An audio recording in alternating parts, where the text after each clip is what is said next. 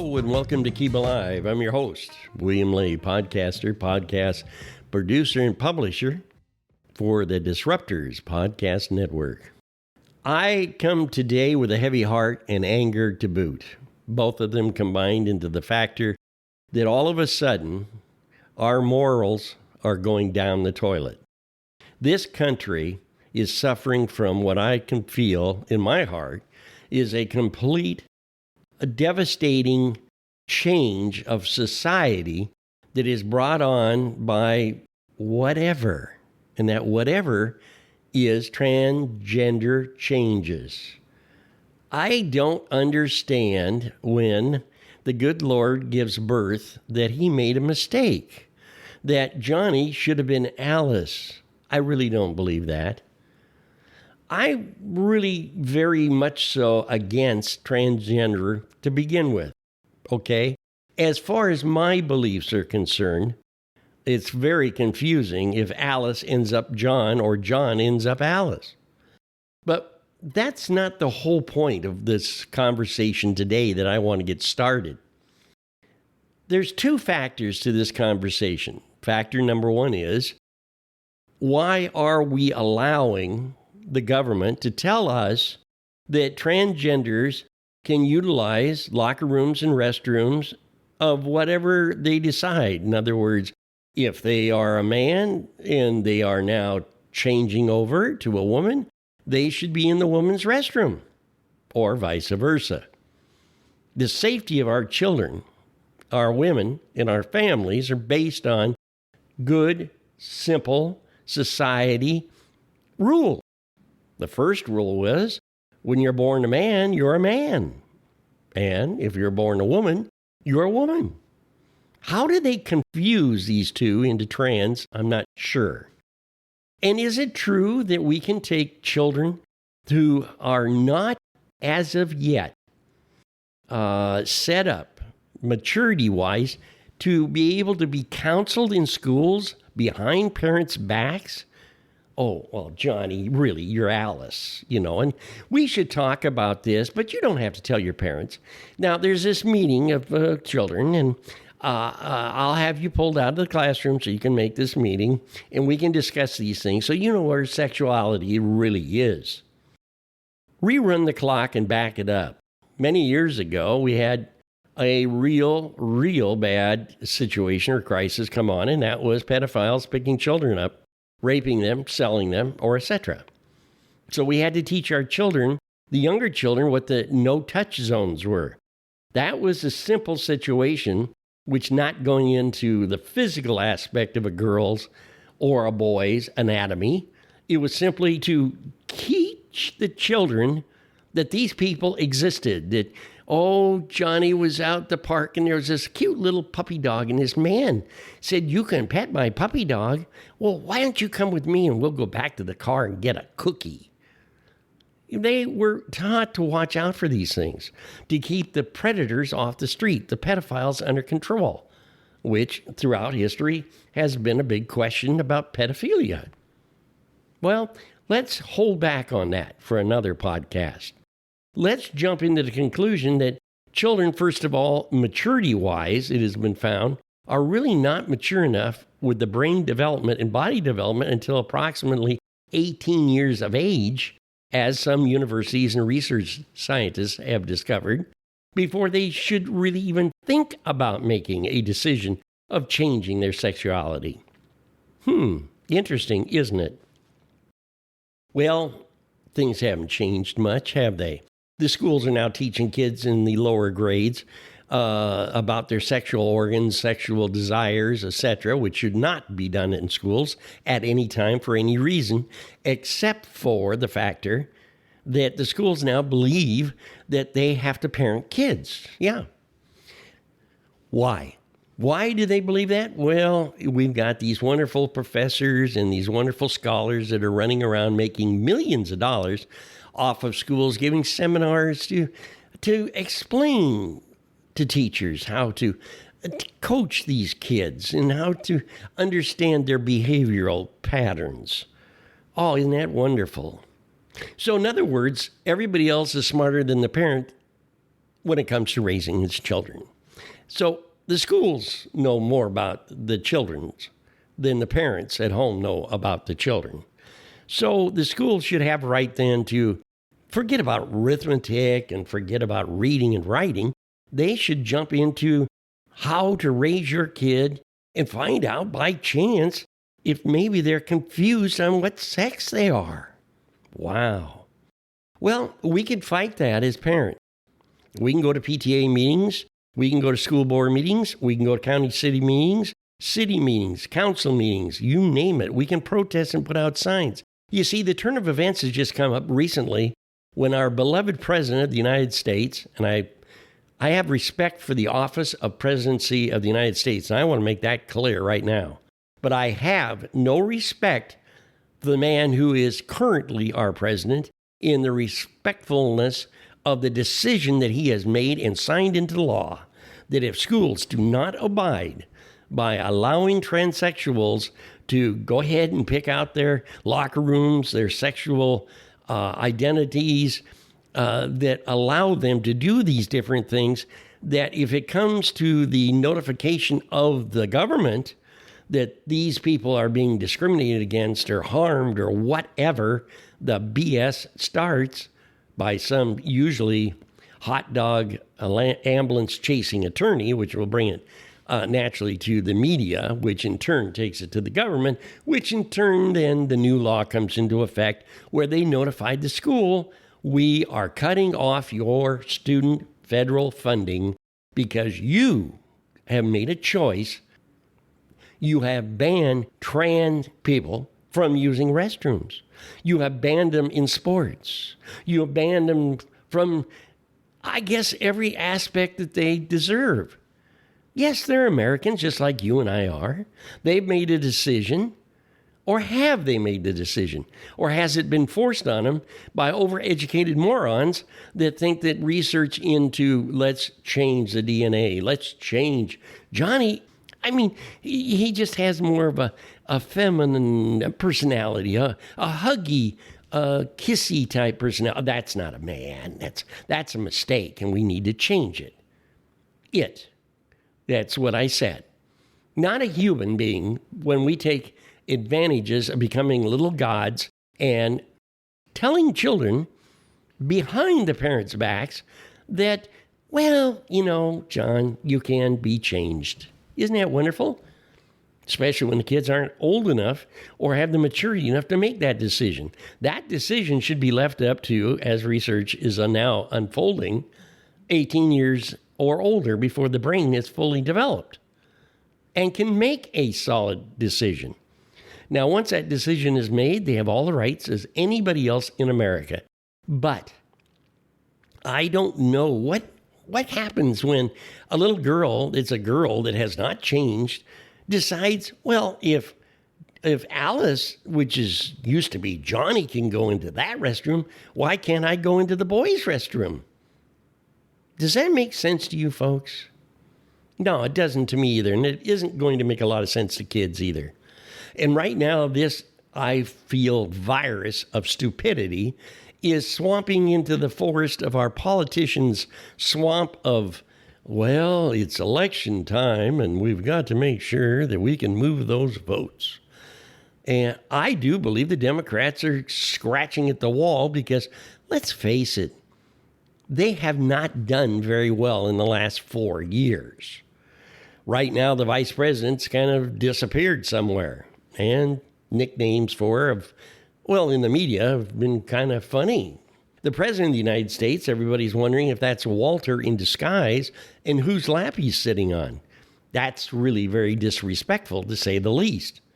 But in the long term of what's going on and the bills that are being signed and how he's handling the economy, how he's handling this problem by slapping a law that penalizes schools for coming up with policy which the parents want enforced into the schools and could care less about Johnny upbringings, voters, appreciation, and how they're going to root and get rid of discrimination.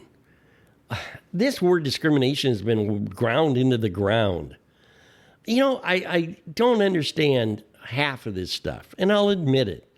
I didn't go to a 5-year, 6-year, 20-year institution to learn how to understand pronouns or to understand that, well, we're just not making the right decisions at home with our kids. This is absolutely wrong. We have made decisions. The economy in this country, which is controlled basically by how business acts, how business is operated, is controlled through the people that we hire. Yeah, when you go to the polls and vote, you're voting for an employee.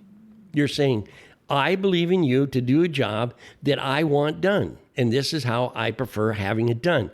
And a majority of people agree, they vote, and you're in office. What happens from there? Well, 5% of the cases of politicians that are right now running or are in office look at stuffing their pockets full of money, period. What kind of wealth they can generate. That's 5% of what I call the Demo-rats, and 5% of the party's Republican Party is Republicans. And that's simply it in a nutshell. The rest of us have to suffer while this ridiculousness is going on, and they're making and putting together laws because the right side doesn't want the left side to know what's going on. So to force the issue, we'll sign another useless piece of paper that affects the people's society and perfects what I concern a model of destruction of morality. You can't put people in sports to compete against each other when it's not a fair and a righteous situation on the capabilities of these people that are, for instance, in swimming. Yeah, we remember the gentleman who really couldn't make it as a male swimmer in competition, but by golly, it decides to change over to female, and look at what it has done. Thomas has gone a long ways, yes. And I don't care how he dresses. I don't care if his hair grows long. I don't care if his testosterone rate drops. He's still a male, any way you want to look at it, until the butcher completes the operation of trans changes. This is ridiculous. The bicyclists that won, all different competition, when they have the best of the best, it cannot be a man disguised as a woman to compete in different athletical, or a woman disguised as a man in different operations of the sports world. I mean, it's just wrong. Period. It's not fair. Women were never born and brought into this world the same mentally, physically, as men. Yeah, think about that for a minute. Mentally, women have different techniques, different brain patterns. They are completely, in some areas, different than men. Men can't give birth unless, of course, they're trans, and then there's always that possibility, of course. Can you imagine in the hospital, in the delivery room, oh, well, Mr. Jones is going to, oh my goodness, Mr. Jones had twins. As the child comes into this world and looks up for the first time and sees mommy with a beard and a mustache, I wonder what the child is thinking. A little confusion, I can imagine. Do they have rights, trans? Sure they do. Sure they do. They have the right to make the decision to change whatever they want to. But do we have the right to not accept having our family affected by their lifestyle? Yes, that is correct. Now, I'm not saying that we should go out and lock all the trans up into a box, put the lid on it, put a bow on it, and send it to some other country. I am saying simply this. Don't force me into your lifestyle. Leave me out of it. I will protect your rights as an American citizen because I believe in this country. But I also respectfully ask you not to trespass on my rights, because I will snap back. And snapping back of telling them, no, the restroom situation should not be that way, and insisting upon the factor that if the schools are going to be under this budget crunch because the federal government is going to chop them off if anything comes up about this, why can't they then build facilities for trans? Why can't we have trans sports? We have it for handicapped people, Olympics, and it works very well. Why can't we do this for trans? Why can we not put together athletical situations and associations basically designed to operate in the world of the trans athlete, giving them the rights to compete against each other as fairly as we do or have been doing all these years? Why can't we do this? Why do we have to have protests? We have to have separate everything in the book that you can think of. We have individuals that are going on a headhunting program in politics. Well, Johnny's a very good boy, but, okay, he beat a trans up in the back of the schoolhouse. It's really bad. Schools have enough problems trying to be secure enough to keep from having violence from the outside world and keep from having sexual activities by teachers and instructors who are pedophiles that have made it into the inside of our schools. We got enough problems with that. Now we're going to add, are you ready for this? We're going to add transgender individuals, trans, to change their thoughts on their sexuality and now invade our locker rooms, invade our restrooms. What are kids thinking? I can just see it now. Oh, gee, Mom, I came home today and Julie and we got to see a man's penis in our locker room. Oh, wow, how exciting can it be? What a ridiculous, repulsive situation that puts our kids into. Now, our kids are actually coming out and saying, hey, we don't want this. They're scared. They want to be left as tradition. Men in men's rooms, women in women's rooms. And yet the government is now going to force a change if it gets word that anybody doesn't follow what they believe is not discriminating against an individual, or shall we say in this particular case, a sexual individual.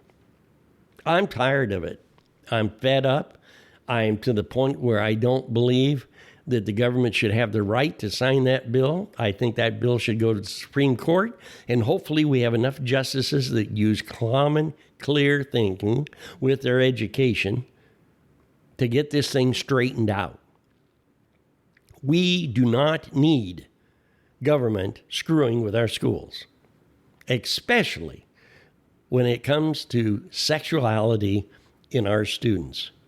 We need the government to work on higher education. Have you looked at how many kids nationwide drop out of school? They just get tired and leave in the 9th and 10th grade. It'll surprise you. Start looking at the scores when they graduate and see how low the scores are nowadays. It is incredible. It's enough to make you think, why am I paying tax dollars to have my children in a situation where they're not learning what they need to know? You know, a great educator once said, and I quote, the failure of schools is because between the first and the third grade, teachers should teach them to read. Aha. Fourth through the sixth grade, they should be taught how to learn. And we are not doing that. No, our progressive, well, Johnny and everybody is perfect. Okay, so you're a little bit slower. Well, we'll move you from fourth grade to fifth grade. Don't worry about it. We'll see if we can catch you up. By the time they are ready to graduate, they just barely squeak through and don't have the real tools to make it. But the school is going to graduate them anyway. Wonderful, isn't it? What a thought. You know, the objectivity of the test were to mark what a student can do. It's to mark out the ability of what the student has learned, not the fear factor of, good grief, my kids are so upset they won't go to school anymore simply because they're afraid that they may be shot. Or, hey, boys will be boys. Did you hear? Did you hear Johnny? Stevie over there, he's just screwing around in school. He isn't doing anything. And on top of that, the teacher takes him home at night. Yeah, oh boy, I'll bet you something's going on, huh? This is the type of garbage that we don't need in schools. And then to have the government, as I've said throughout this podcast, stick their foot in the door to make these things even worse. Think about it, won't you? Start a conversation in your PTA. Go to these meetings. By golly, let us all put our foot down and say, listen, we need to get back to reading, arithmetic, and writing and learn how high technology can make a change in this world.